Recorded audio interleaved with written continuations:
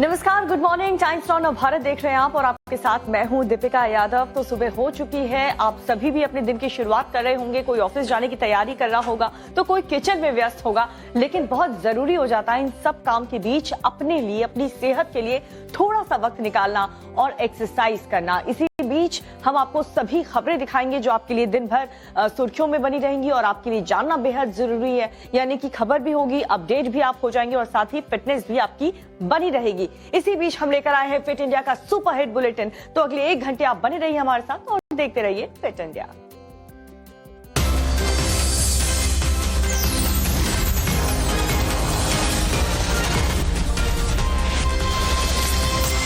वैसे जो लोग दिल्ली एनसीआर में रहते हैं वो समझ गए होंगे कि कितनी ज्यादा ठंड यहाँ पर पड़ रही है और देर रात तो बारिश भी यहाँ पर हुई है। ठंडी हवा चल रही है। अगर थोड़ा सा खिड़की दरवाजा आप खोल दें तो आप अंदाजा लगा सकते हैं कि कितनी तेज हवा यहाँ पर और ठंडी ठंडी हवा चल रही है, जिससे जो मुश्किलें हैं वो और बढ़ती हुई नजर आ रही है। लेकिन इसी बीच रुड़की में जब दरवाजा खुला तो वहां पर क्या हुआ, जानने के लिए इस रिपोर्ट को देखिए। रुड़की के गेस्ट हाउस में हाई प्रोफाइल ड्रामा हुआ। बीएसएफ का रिटायर्ड जवान गेस्ट हाउस के एक कमरे में घुसा और फिर जो हुआ वो कैमरे में कैद हो गया। काफी देर तक कमरे में हंगामा और ड्रामा होता रहा। गेस्ट हाउस के कमरे में बीएसएफ के रिटायर्ड अधिकारी की पत्नी मौजूद थी और पत्नी के साथ मौजूद था सेना का एक जवान।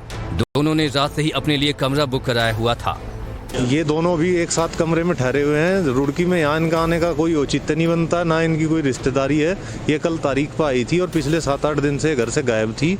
मेरे ही घर पे कब्जा करके रहती है। बीएसएफ के पूर्व अधिकारी ने पत्नी को सेना के जवान के साथ रंगे हाथों पकड़ लिया। दोनों तरफ से जोरदार हंगामा हुआ और बात पुलिस तक पहुंच गई। 2009 में बीएसएफ के पूर्व अधिकारी सुधीर कुमार की शादी हुई थी, लेकिन विवाद के बाद पति पत्नी बीते 5 साल से अलग रह रहे थे।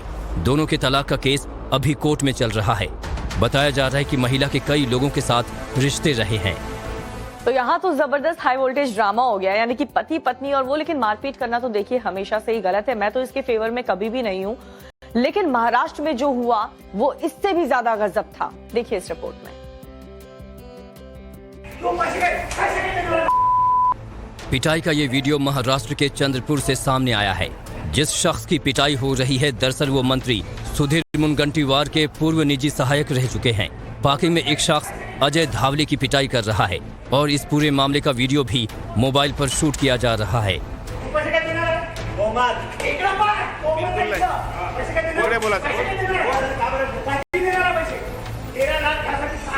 अजय धावले पर एक शख्स को नौकरी दिलाने के नाम पर 35 लाख रुपए ऐंठने का आरोप है। लेकिन जब पैसे देने के बावजूद इस शख्स को नौकरी नहीं मिली तो उसने अजय धावले की थप्पड़ लात घूंसों से पिटाई शुरू कर दी।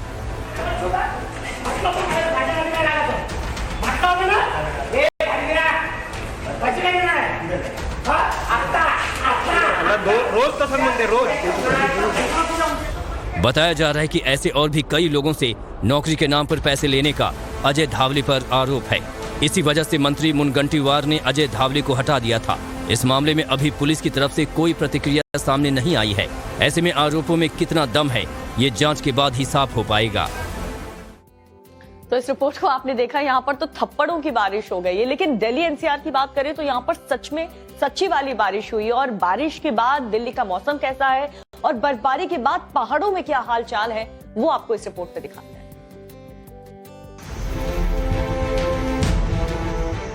दिल्ली में देर रात हुई बूंदाबांदी के बाद तापमान में थोड़ी बढ़ोतरी हुई है, लेकिन ठिठुरन बढ़ गई है।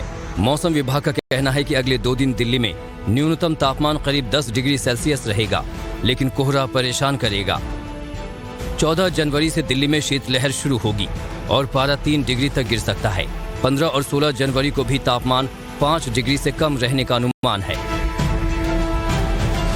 दिल्ली में आज भी हल्की बारिश की आशंका है, जबकि शिमला, लाहौल स्पीति और चंबा में बर्फबारी होने का अनुमान है। शिमला में हल्की बारिश की भी संभावना बनी हुई है। यूपी, हरियाणा और पंजाब के ज्यादातर जिलों में घना कोहरा लोगों को परेशान कर सकता है। इधर कश्मीर घाटी में कई जगह बर्फबारी हुई है। शोपियां में भारी बर्फबारी से सड़कें भी सफेद हो गईं। गुलमर्ग में भी भारी बर्फबारी हुई है। तो उत्तर भारत के लोग तो वाकई में ठंड से जंग लड़ रहे हैं। ठंड दिन ब दिन और बढ़ती हुई ही यहाँ पर नजर आ रही है, राहत मिलती हुई नजर नहीं आ रही। लेकिन वाकई में जहाँ पर जंग चल रहा है, यानी कि यूक्रेन और रूस में, जहाँ पर -10 डिग्री के तापमान में जबरदस्त तरीके से इस वक्त भी दोनों देशों की सेना जो है वो डटी हुई है, वहां पर हालात क्या है और कोल्ड को लेकर के क्या कुछ इंफॉर्मेशन इस वक्त देश में मिल रही है, वो आपको दिखाते हैं इस रिपोर्ट में। एक तरफ रूसी आर्मी यूक्रेनी सेना पर ताबड़तोड़ हमले कर रही है, तो दूसरी तरफ यूक्रेनी सेना भी रूस पर पलटवार में पीछे नहीं है। महाजंग में अब रूस पर यूक्रेनी सेना भारी पड़ती नजर आ रही है। यूक्रेनी सैनिकों ने डोनेस्क में रूसी चौकियों को तबाह और बर्बाद कर दिया। इस हमले में कई सैनिकों के मारे जाने की खबर है। उधर यूक्रेन का दावा है कि रूस ने बड़ी संख्या में महाजंग में अपने सैनिकों को झोंक दिया है। खार्किव में भी रूसी आर्मी यूक्रेनी सेना पर हावी है। एक बार फिर रूस ने खार्किव में पटाखा फैक्ट्री को निशाना बनाया और हमला बोल दिया। खार्किव में पटाखा फैक्ट्री पर रूसी हमले का नया वीडियो सामने आया है, जिसमें आग का ऊंचा गुबार आसमान की तरफ उठता हुआ नजर आ रहा है। बार बार धमाकों की आवाज भी सुनाई दे रही है। रूस ने करीब 10 महीने पहले यूक्रेन पर हमला किया था और डोनेस्क और 3 दूसरे इलाकों को अपने में मिला लिया था, लेकिन अब रूसी सैनिकों को काफी संघर्ष करना पड़ रहा है। खार्किव में रूसी आर्मी यूक्रेन पर हावी है, तो बखमुत में यूक्रेनी सैनिकों पर हमला कर दिया। इस हमले में रूस के 13 सैनिकों की मौत हो गई है। रूसी ठिकानों पर यूक्रेन का ये सबसे भीषण हमला है। यूक्रेन ने सोलेदर और बखमुत पर हमले को निर्दयी करार दिया है।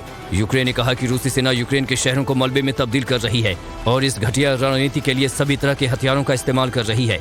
यूक्रेन ने कहा है कि रूसी बिना नियमों के जंग कर रहा है। यूक्रेन के बखमुत पर रूसी सेना ने अपने हमले तेज कर दिए हैं, जिन्हें रोकने के लिए यूक्रेनी सेना भी पुरजोर कोशिशें कर रही है।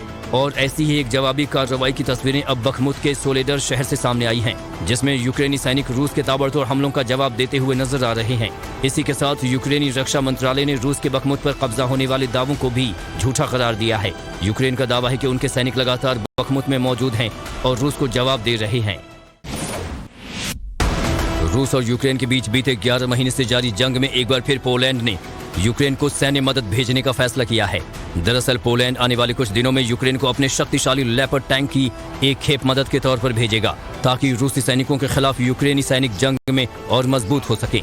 पोलैंड के इस फैसले पर राष्ट्रपति ज़ेलेंस्की ने धन्यवाद दिया। 11 महीने से ये युद्ध यहाँ पर चल रहा है, लेकिन सबसे ज्यादा इसका खामियाजा अगर कोई भुगत रहा है तो वो है वहाँ की आम जनता, जिसके लिए बिजली की समस्या है, घर की समस्या है, पानी की समस्या और ना जाने कितनी प्रॉब्लम्स वो लोग वहां पर उस जंग के मैदान में फेस कर रहे हैं। लेकिन इसी बीच उम्मीद यही जता रहे हैं कि बातचीत से कोई जल्द से जल्द हल निकले और इस जंग को खत्म करे। लेकिन भारत सरकार की अगर बात करें तो यहाँ पर हज यात्रियों के लिए बहुत बड़ा फैसला लिया गया है वीआईपी कोटे को खत्म करने का। इस ऐसे में जो आम मुसलमान हैं उनको इससे कितना कुछ फायदा होगा, इस रिपोर्ट में दिखाते हैं। केंद्र सरकार ने हज यात्रियों के लिए वीवीआईपी कोटे को खत्म करने का फैसला लिया है। ऐसे में अब वीआईपी यात्रियों को आम हज यात्रियों की तरह हज यात्रा करनी होगी। बता दें कि भारत के राष्ट्रपति, प्रधानमंत्री, उपराष्ट्रपति, अल्पसंख्यक मामलों के मंत्री के साथ साथ हज कमेटी को वीआईपी का कोटा मिला हुआ था, जिसे मोदी सरकार ने अब खत्म कर दिया है। जानकारी के मुताबिक 2012 में ये वीआईपी कोटा लागू किया गया था, जिसके लिए 500 सीटें आरक्षित की गई थीं। इनमें 100 सीटें राष्ट्रपति, 75 उपराष्ट्रपति, 75 प्रधानमंत्री, 50 अल्पसंख्यक कार्य मंत्री और 200 सीटें हज कमेटी ऑफ इंडिया को आवंटित थीं। इनमें से राष्ट्रपति के कोटे की 100 सीटों को छोड़कर अन्य सभी 400 वीआईपी सीटों को रद्द कर दिया गया है। इस फैसले के बाद अब ये सीटें भी आम लोगों को मिल सकेंगी।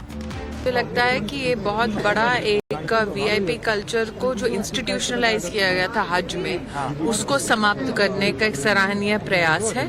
ये कोटा अब साधारण मुस्लिम सिटीजन्स को हमारे देश में उपलब्ध होगा। कोई भी स्पेशल कैटेगरी में अपने ओहदे की वजह से या बैंक बैलेंस की वजह से या किसी पॉलिटिकल पर्सनालिटी के करीब होने की वजह से अब ये नहीं माना जाएगा।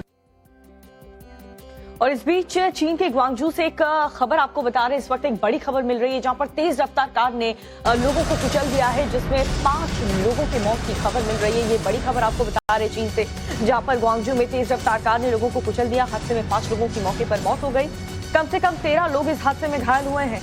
कैमरे में कैद हुआ ये भीषण सड़क हादसा और उसकी तस्वीर भी हम आपको दिखा रहे हैं। ये वीडियो में आप साफ तौर पर देख सकते हैं किस तरीके से ये बैलेंस बिगड़ा तेज रफ्तार कार का, जो लोगों को रौंदते हुए चला गया।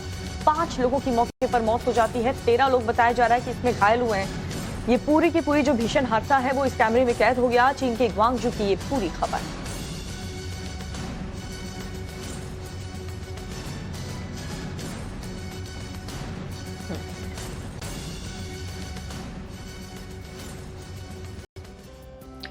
तो ब्रेकिंग से पहले हमने आपको बताया कि भारत सरकार के इस फैसले के बाद आम मुसलमान जो है वो हज यात्रा कर पाएंगे, सहूलियत लोगों को और भी ज्यादा मिलेगी, राहत मिलेगी। लेकिन सवाल ये उठ रहा है कि जोशीमठ के लोगों को राहत कब मिलेगी? वहां पर हालात इतने बुरे हो चुके हैं कि अब बारिश और बर्फबारी भी शुरू हो चुकी है। ऐसे में लोगों के सामने क्या हालात हैं और किस तरीके से धंसते हुए इस पूरे इलाके की तस्वीर क्या है, आज क्या होगा, इस रिपोर्ट में देखिए।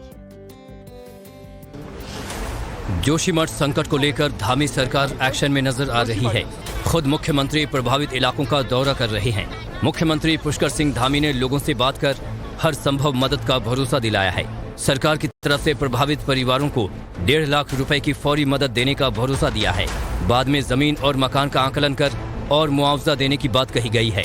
हालांकि ये मुआवजा बद्रीनाथ में दिए गए मुआवजे की तर्ज पर होगा या नहीं, ये सरकार ने अभी साफ नहीं किया है।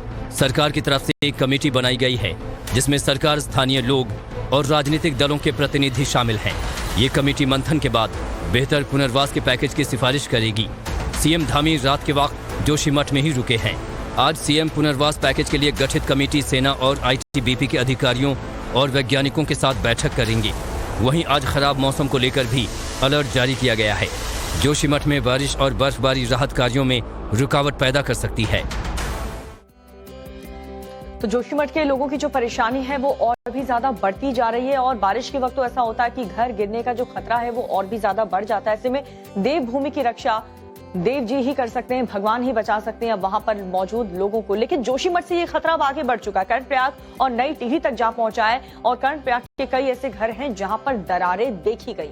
इस रिपोर्ट में देखिए। उत्तराखंड के कई छोटे शहरों पर खतरा मंडरा रहा है। नई टिहरी और कर्णप्रयाग के घरों में भी दरारें पड़ रही हैं। लोगों का कहना है कि बीते कुछ दिनों में घरों में पड़ी दरारें लगातार चौड़ी होती जा रही हैं। चमोली के जोशीमठ में आई दरार और मौजूदा आपदा के बाद कर्णप्रयाग पर भी लोगों का ध्यान है। कर्णप्रयाग चमोली जिले में ही आता है, लेकिन वहां के बहुगुणा गांव में हम यहां पर हैं और यहां पर भी पिछले कई सालों से लगातार दरारें जो हैं मकानों में आ रही हैं। जोशीमठ से करीब 80 किलोमीटर दूर कर्णप्रयाग के घरों में दरार बीते मानसून से शुरू हुई और अब कई घर लोगों के रहने लायक नहीं बचे हैं। दरारें बढ़ी है, एक हफ्ते में तो दरार और बढ़ी है। अच्छा। हाँ, जिससे हमने ये मकान खाली कर दिया। अब तक यहाँ पर जो है विशेष करके सीएमपी बैंड, बहुगुणा नगर और आईटीआई कॉलोनी में मेजर इफेक्ट्स देखने को मिला। यहाँ पर लगभग 27 मकान ऐसे थे जिनमें मेजर क्रैक्स है और कुछ मकान इसमें से अब रहने लायक नहीं रह गए हैं। लोगों का आरोप है कि पेड़ों की अंधाधुंध कटाई और पहाड़ों पर तेजी से हो रहे निर्माण कार्य पहाड़ों की नींव हिला रहे हैं, जिससे उनका जीना मुहाल हो गया है। तो देवभूमि में आफत जो है वो दिन ब दिन बढ़ती जा रही है। हालांकि इसी बीच वैज्ञानिक की जो टीम है, वैज्ञानिकों की टीम लगातार लगी हुई है कि आखिर इस मुश्किल परिस्थितियों में लोगों को सुरक्षित कैसे निकाला जाए और वहां की सिचुएशन को कैसे संभाला जाए। लेकिन बात करें मथुरा काशी की, तो वहां पर वकील लगे हुए हैं एक मामले को सुलझाने में और ऐसे न जाने तमाम कितने मामले देश में चल रहे हैं। 2 मिनट की इस रिपोर्ट में आप देखिए देश के कोने कोने में क्या हो रहा है। मथुरा श्री कृष्ण जन्मभूमि विवाद मामले में आज 2 दावों पर सुनवाई होगी। दरअसल वकील महेंद्र प्रताप सिंह ने विवादित जगह के सर्वे की मांग की थी और साथ ही कृष्ण जन्मस्थान की 13 एकड़ से ज्यादा की भूमि को मुक्त कराने को लेकर दूसरी याचिका दाखिल की थी, जिन पर आज मथुरा के सिविल जज सीनियर डिवीजन की अदालत में सुनवाई होनी है। ज्ञानवापी मामले में बयानबाजी के आरोपों से घिरे अखिलेश यादव और असदुद्दीन ओवैसी समेत अन्य लोगों के खिलाफ दर्ज केस पर कल सुनवाई होगी। दरअसल बीते मंगलवार को एमपी एमएलए कोर्ट में सुनवाई न हो पाने की वजह से शुक्रवार को सुनवाई की तारीख के तौर पर तय किया गया है, जबकि क्षेत्राधिकार वाले मामले पर आने वाली 27 जनवरी को सुनवाई की जाएगी। गंगा विलास क्रूज के उद्घाटन से पहले टेंट सिटी सजकर तैयार हो चुका है, क्योंकि पीएम नरेंद्र मोदी 13 दिसंबर को टेंट सिटी और गंगा विलास क्रूज का वर्चुअली उद्घाटन करेंगे, जिसके बाद क्रूज वाराणसी से डिब्रूगढ़ के बीच 3200 किलोमीटर का सफर तय करेगा। तो वहीं अखिलेश यादव ने इस पर सवाल उठाए हैं। उनका कहना है कि क्रूज चलने से नाविकों का रोजगार छिनेगा। ग्लोबल इन्वेस्टर समिट में मुख्यमंत्री शिवराज सिंह चौहान ने इंदौर को आईटी का अगला डेस्टिनेशन बनाने का प्रण लिया है। उनका कहना था कि स्वच्छता और बेहतर वातावरण के तौर पर एमपी ने खुद को ब्रांड के तौर पर स्थापित किया है और पर्याप्त इंफ्रास्ट्रक्चर की वजह से मध्य प्रदेश निवेश के लिए उपयुक्त है। दरअसल ये सारी बातें सीएम शिवराज ने ग्लोबल इन्वेस्टर समिट से पहले उद्योगपतियों और निवेशकों से 1-to-1 चर्चा में कही हैं। कांग्रेस ने अपनी भारत जोड़ो यात्रा के साथ लोकसभा चुनाव 2024 की तैयारी शुरू कर दी है। राहुल गांधी को विपक्ष का सर्वमान्य नेता बनाने के लिए 30 जनवरी को तमाम विपक्षी दलों को चिट्ठी लिखकर भारत जोड़ो यात्रा में शामिल होने का न्योता दिया गया है, लेकिन अभी तक पंजाब के शिरोमणि अकाली दल को नहीं बुलाया गया है। इसके साथ ही आम आदमी पार्टी के कांग्रेस से जुड़ने को लेकर भी लगातार संशय बरकरार है। तो मेरी दोस्त प्रीति भी अब जुड़ चुकी है हमारे इस बुलेटिन में आप तक खबरें पहुंचाने के लिए। प्रीति के पास भी कई अहम खबरें हैं, लेकिन ये जो रिपोर्ट आपने देखी उसमें वकील जो है वो अपने अपने दावे कर रहे हैं, लेकिन जो सच है, जो हकीकत है, वो कोर्ट के फैसले के बाद ही सामने आ पाएगा। बिल्कुल सही कहा दीपिका आपने। और जब हम मथुरा काशी की बात करते हैं तो वहां पर इतिहास को दुरुस्त करने के लिए वकील तो लगातार काम कर ही रहे हैं, लेकिन दिल्ली में गृह मंत्री अमित शाह ने भी ऐसा ही कुछ कहा है। क्या है पूरी खबर, देखिए आप। केंद्रीय गृह मंत्री अमित शाह ने दिल्ली में रेवोल्यूशनरी नामक किताब का विमोचन किया। स्पीच के दौरान अमित शाह ने कहा कि जिस देश की पीढ़ी को अपनी विरासत पर गर्व नहीं होता है, वो कभी देश को महान नहीं बना सकती। गृह मंत्री अमित शाह ने कहा कि भारतीय इतिहास को गुलामी की मानसिकता से बाहर लाने की जरूरत है। उन्होंने कहा कि इतिहास को अंग्रेजों के नजरिए से लिखा गया, जिसे अब सुधारा जा रहा है। ये जो मोदी जी ने कहा गुलामी की निशानी से मुक्ति, इसमें सबसे बड़ा अगर कोई क्षेत्र में काम करने का जरूरियात मैं देखता हूं तो हमारे इतिहास के लेखन और इतिहास के अर्थघटन दोनों को गुलामी की सोच से मुक्ति दिलाने की जरूरत है। ये प्रयास सबसे पहले एक भी शब्द बोले बगैर वीर सावरकर ने किया था।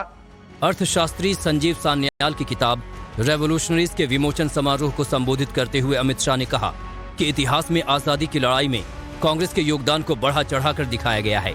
उन्होंने कहा कि आजादी के आंदोलन को भी चरमपंथी और नरमपंथी नजरिए से पेश करने की कोशिश की गई, जबकि इसको वास्तविकतावादी नजरिए से देखने की जरूरत है, जिसमें चरमपंथी और नरमपंथी दोनों का योगदान है।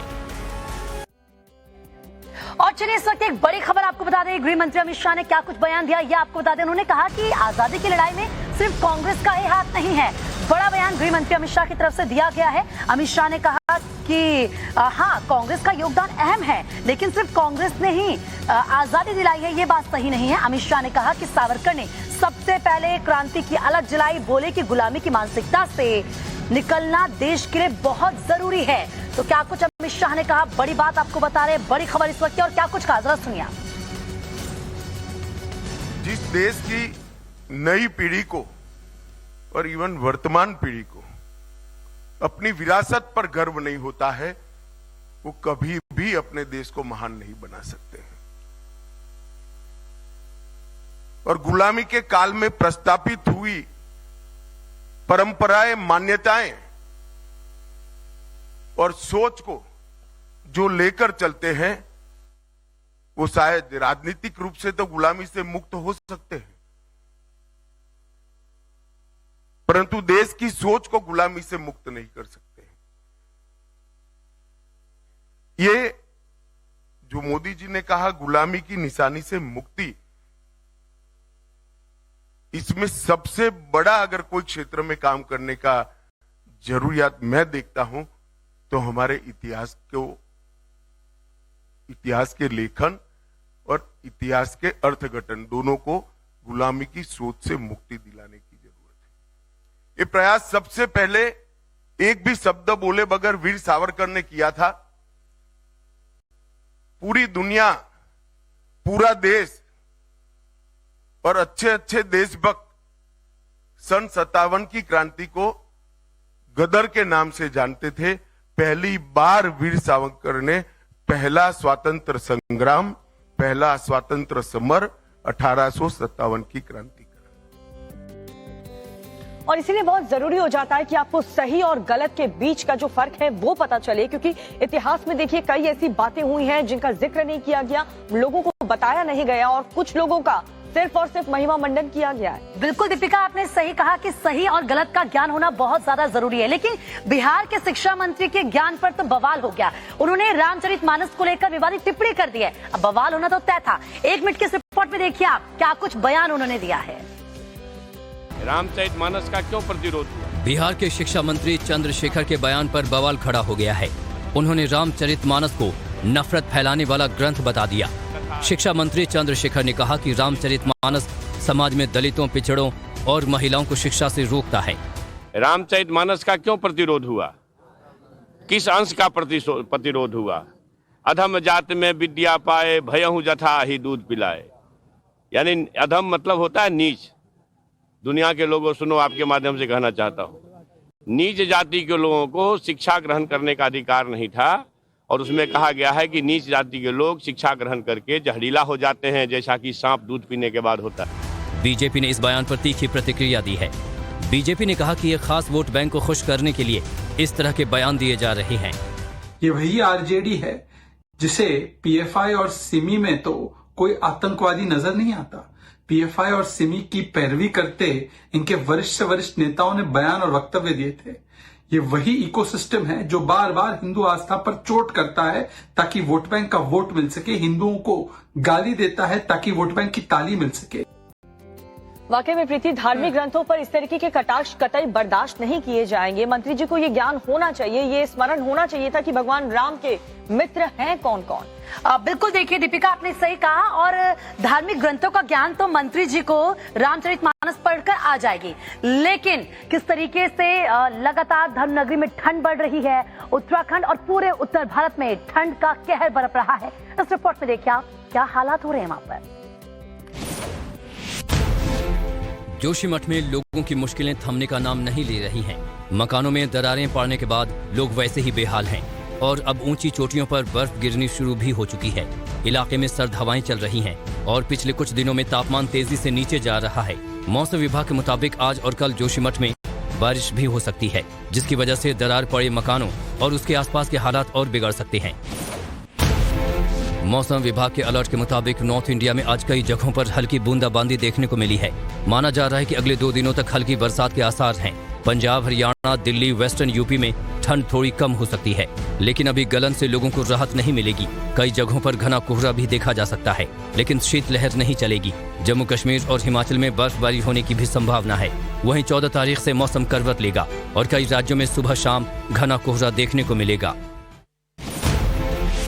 दिल्ली एनसीआर में जहां शीतलहर पिछले कई सालों के रिकॉर्ड्स को तोड़ चुकी है, तो वहीं ठंड का डबल अटैक राजधानी में दस्तक दे रहा है।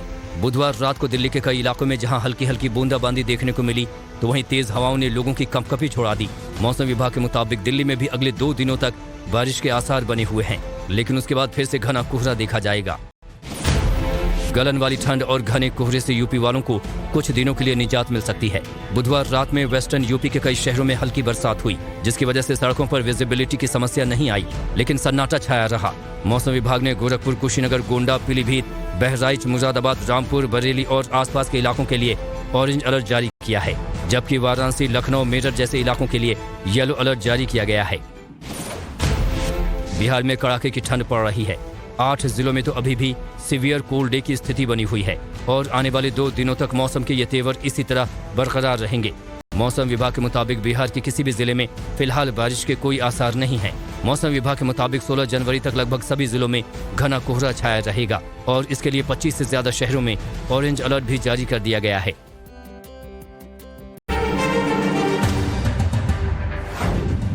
दिल्ली में सफर करना महंगा हो गया है। ऑटो और टैक्सी के किराए में बढ़ोतरी कर दी गई है। नई दरें तत्काल प्रभाव से लागू भी हो गई हैं। ऑटो में पहले 1.5 किलोमीटर के लिए किराया 30 रुपए होगा, उसके बाद प्रति किलोमीटर 11 रुपए किराया देना होगा। ट्रैफिक जाम में फंसने पर प्रति मिनट 75 पैसे का अतिरिक्त भार पैसेंजर पर पड़ेगा। वहीं टैक्सी के किराए में भी बढ़ोतरी की गई है। सीएनजी के दाम बढ़ने के बाद किराया बढ़ाने की मांग लगातार की जा रही थी, जिसके बाद फैसला लिया गया है। अब 1 किलोमीटर का चार्ज 40 रुपए लगेगा। उसके बाद नॉन एसी टैक्सी में 17 रुपए प्रति किलोमीटर और एसी टैक्सी में 20 रुपए प्रति किलोमीटर पैसा चुकाना होगा। टैक्सी के लिए वेटिंग चार्ज 1 रुपए प्रति मिनट होगा, जबकि नाइट चार्ज कुल किराए का 25% ज्यादा होगा। ऑटो और टैक्सी दोनों ही एक से ज्यादा बैग या सामान होने पर प्रति बैग ज्यादा पैसे चुकाने होंगे। यानी कि प्रीति, अगर आपकी कार खराब हुई तो ऑटो और टैक्सी से आपको सफर करने के लिए भी बहुत बार सोचना पड़ेगा, और अगर गलती से ट्रैफिक मिल गया, जो कि मिलेगा ही, दिल्ली जैसे शहर में तो ट्रैफिक मिलेगा ही, ऐसे में आपकी जेब पर और इसका बुरा असर पड़ेगा और जेब ढीली होगी। यानी कि मैं भी परेशान होने वाली हूँ दीपिका, ये टेंशन की बात है। लेकिन सबसे अच्छी बात है कि दिल्ली कभी रुकती नहीं है, चाहे कुछ भी हो जाए। और देखिए, इसीलिए भारत जोड़ो यात्रा भी लगातार आगे बढ़ रही है। और आपको बता दें कि भारत जोड़ो यात्रा अपने फाइनल डेस्टिनेशन की तरफ बढ़ रही है। लेकिन इस फाइनल डेस्टिनेशन में जब समापन इस यात्रा का होगा तो कौन कौन नेता आएगा? कोई आपका नेता तो नहीं आने वाला है? तो इस रिपोर्ट में देखिए आप। राहुल गांधी की भारत जोड़ो यात्रा समापन की तरफ बढ़ रही है। 30 जनवरी को यात्रा कश्मीर से लाल चौक पर खत्म होगी और यात्रा के समापन में शामिल होने के लिए कांग्रेस ने 21 राजनीतिक दलों को बुलावा भेजा है। पीडीपी की महबूबा मुफ्ती को बुलावा भेजा है। टीडीपी के चंद्रबाबू नायडू, समाजवादी पार्टी से अखिलेश यादव, बीएसपी से अध्यक्ष मायावती को बुलावा भेजा है। डीएमके से एमके स्टालिन, जेएमएम से हेमंत सोरेन, आरजेडी से लालू यादव और तेजस्वी यादव, एनसीपी से प्रमुख शरद पवार, हम के अध्यक्ष जीतनराम मांझी, आरएलएसपी के अध्यक्ष उपेंद्र कुशवाहा, टीएमसी के अध्यक्ष ममता बनर्जी, जेडीयू से नीतीश कुमार, शिवसेना से उद्धव ठाकरे को बुलाया गया है। सीपीआई, सीपीएम, आईयूएमएल, वीसीके, केएसएम और आरएसपी नेताओं को बुलाया है। पंजाब में भारत जोड़ो यात्रा का विरोध कर रहे शिरोमणि अकाली दल के अलावा पंजाब और दिल्ली में कांग्रेस को हराने वाली आम आदमी पार्टी को न्योता नहीं भेजा गया है। खड़गे के लेटर से साफ है कि भारत जोड़ो यात्रा का मकसद विपक्ष को एक साथ एक मंच पर लाने की कोशिश भर है। तो देखिए, भारत जोड़ो यात्रा की हम बात कर रहे हैं और आपको बता दें कि राहुल गांधी कन्याकुमारी से पंजाब तक अभी तक 3,500 किलोमीटर की यात्रा तय कर चुके हैं। इतना पैदल वो चल चुके हैं, यानी कि पूर्व से लेकर पश्चिम तक ऑस्ट्रेलिया जितनी वो यात्रा कर चुके हैं। प्रीति सॉलिड है। प्रीति की ज्योग्राफी जरा बताना, यूरोप की लंबाई कितनी है? तब तक अपने दर्शकों को दिखा देते हैं 2 मिनट में दुनिया में क्या क्या चल रहा है। 11 महीने से यूक्रेन से लगातार हो रही जंग का असर रूस की इकोनॉमी पर पड़ना शुरू हो चुका है और इसको लेकर पुतिन की चिंता बढ़ती ही जा रही है। हाल ही में रूस के एक सरकारी कार्यक्रम में पुतिन ने इकोनॉमी और लड़खड़ाते युद्ध प्रयासों को लेकर डिप्टी प्रधानमंत्री की जमकर क्लास लगाई और एक बार फिर से अपने टॉप रैंक अधिकारियों में फेरबदल कर दी। जानकारी के मुताबिक डिप्टी पीएम को सैन्य और नागरिक विमानों की खरीद में विफल रहने की वजह से पुतिन ने अपना निशाना बनाया था।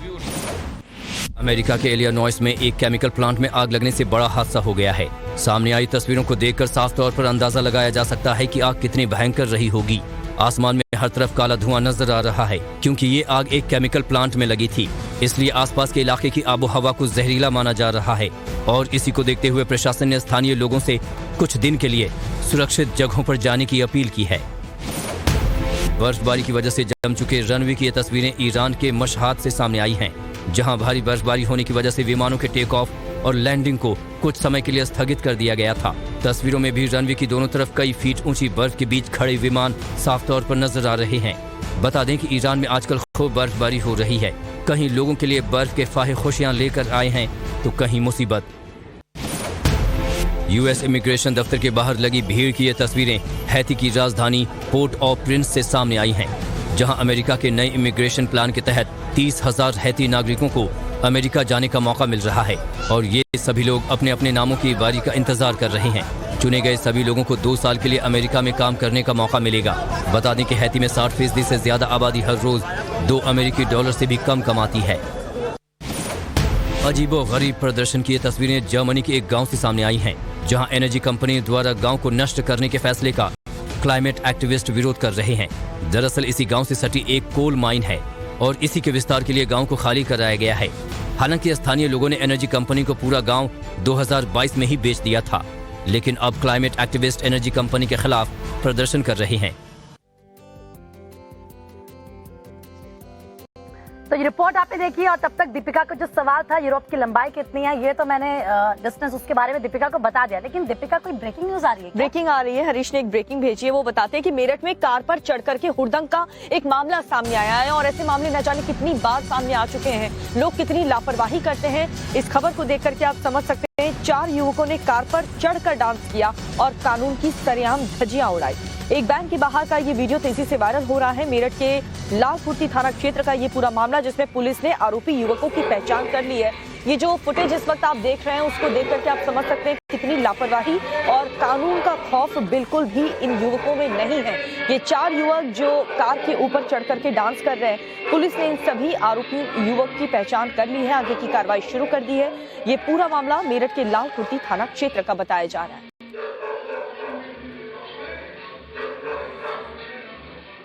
देखिए, ये जो वीडियो आप बता रहे हैं, ये लालकुर्ती थाना क्षेत्र के अंतर्गत एक प्राइवेट बैंक है और उसके सामने की घटना है।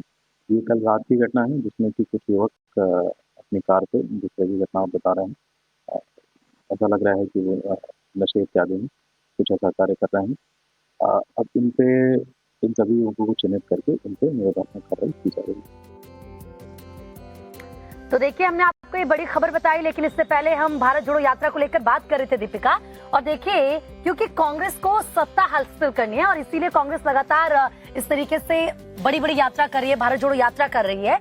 लेकिन दीपिका, साथ ही साथ देखिए, अगर हम इतनी लंबी दूरियां में तय करनी है तो हाई स्पीड ट्रेन का अच्छा विकल्प है। और हाई स्पीड ट्रेन, देखिए वंदे भारत का जिक्र यहाँ पर हम कर रहे हैं, जिसे शहर से भी जोड़ने की कोशिश की जा रही है, लेकिन वंदे भारत ट्रेन लगातार उपद्रवियों के टारगेट पर है। अब इस खबर में आप देखिए कहां पर पथराव हुआ है वंदे भारत ट्रेन।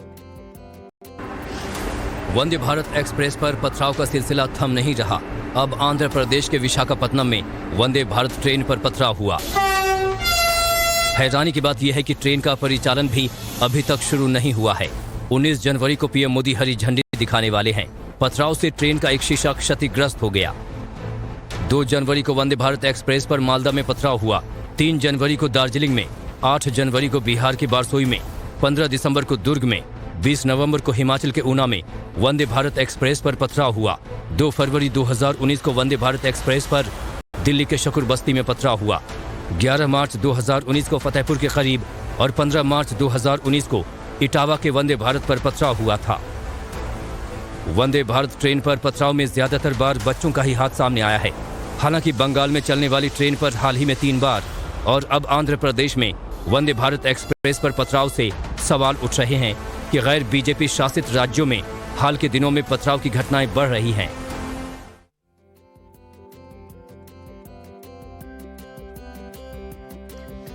तो ऐसी खबरों को देख करके, ऐसे तस्वीरों को देख करके गुस्सा भी आता है। आप पथराव मत करिए, क्योंकि आपके पत्थर से किसी को चोट भी लग सकती है। बिल्कुल सही कहा दीपिका आपने। और जब सोशल मीडिया पर ट्रेन के अंदर की तस्वीरें आती है तो दिखता है कि कितना गजब का इंटीरियर है, जो बहुत कुछ सोशल मीडिया पर वायरल होता है। लेकिन इसके अलावा भी दीपिका, ऐसी बहुत सारी चीजें हैं जो सोशल मीडिया पर वायरल होती हैं, वो आप तक, हम सब तक पहुंचते हैं। आप देखिए क्या कुछ है वायरल।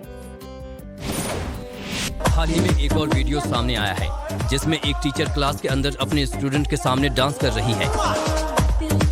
क्लास के अंदर लगी बेंच पर स्टूडेंट बैठे नजर आ रहे हैं, जो कि सिर पर सांता क्लॉज की कैप पहने नजर आ रहे हैं, जिसे देख अंदाजा लगाया जा सकता है कि ये वीडियो क्रिसमस सेलिब्रेशन के समय का है। क्लास में उनकी टीचर को भी देखा जा रहा है, जो कि पतली कमरिया मोरी सॉन्ग पर थिरक रही हैं।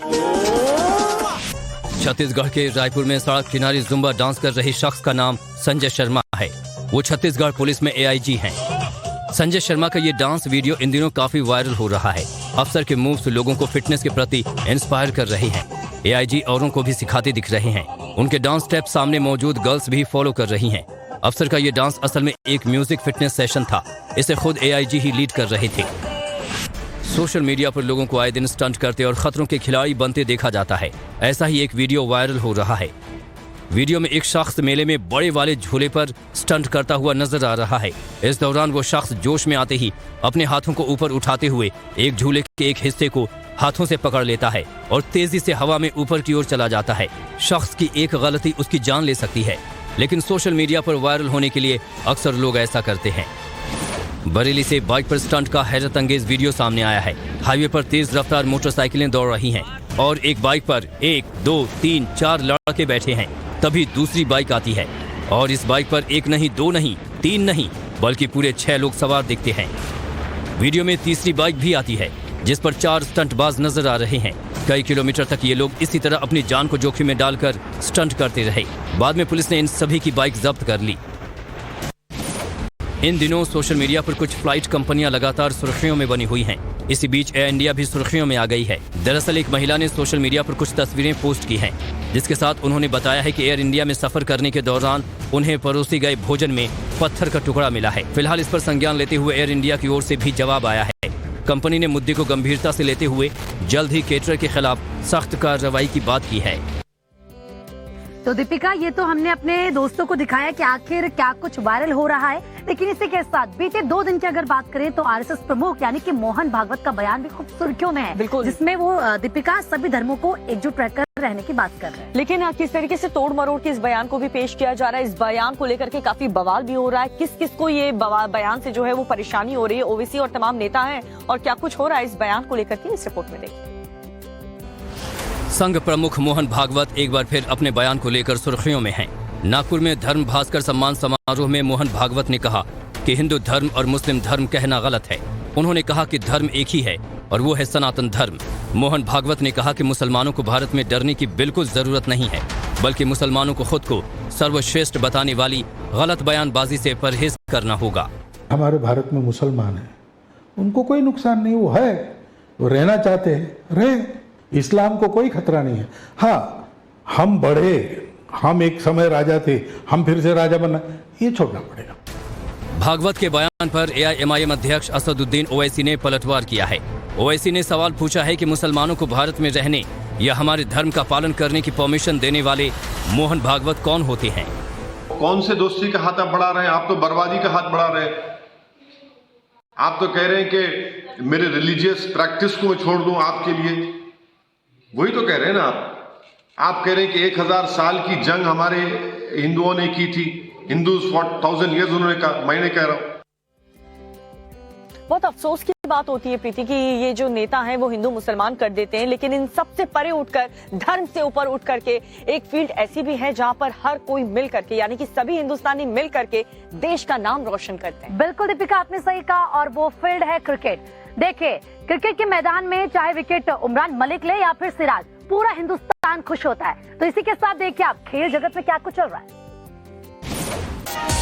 भारत श्रीलंका के पहले मैच में शानदार जीत दर्ज करने के बाद आज दोनों देशों के बीच कोलकाता के ईडन गार्डन स्टेडियम में दूसरा मैच आयोजित किया जाएगा, जहां भारतीय टीम इस मैच को जीतकर सीरीज अपने नाम करने की कोशिश करेगी, तो वहीं श्रीलंकाई टीम के लिए ये करो या मरो वाली सिचुएशन साबित होने वाली है। मैच की शुरुआत आज दोपहर 1:30 बजे होगी और मैच से आधे घंटे पहले यानी 1 बजे टॉस किया जाएगा। बता दें कि पिछले मैच को इंडियन टीम ने 67 रनों से जीता था। भारत श्रीलंका में कोहली के शतक की वैसे तो हर तरफ बहुत चर्चा हो रही है, लेकिन इसका असर उनकी वनडे रैंकिंग पर भी पड़ा है। ताज़ा रैंकिंग के मुताबिक विराट कोहली 2 स्थान के उछाल के साथ वनडे के नंबर 6 खिलाड़ी बन चुके हैं, जबकि रोहित शर्मा 1 रैंक के उछाल के साथ नंबर 8 पर पहुंच गए हैं। वहीं पाकिस्तान के बाबर आजम 891 पॉइंट्स के साथ नंबर 1 वनडे बल्लेबाज हैं।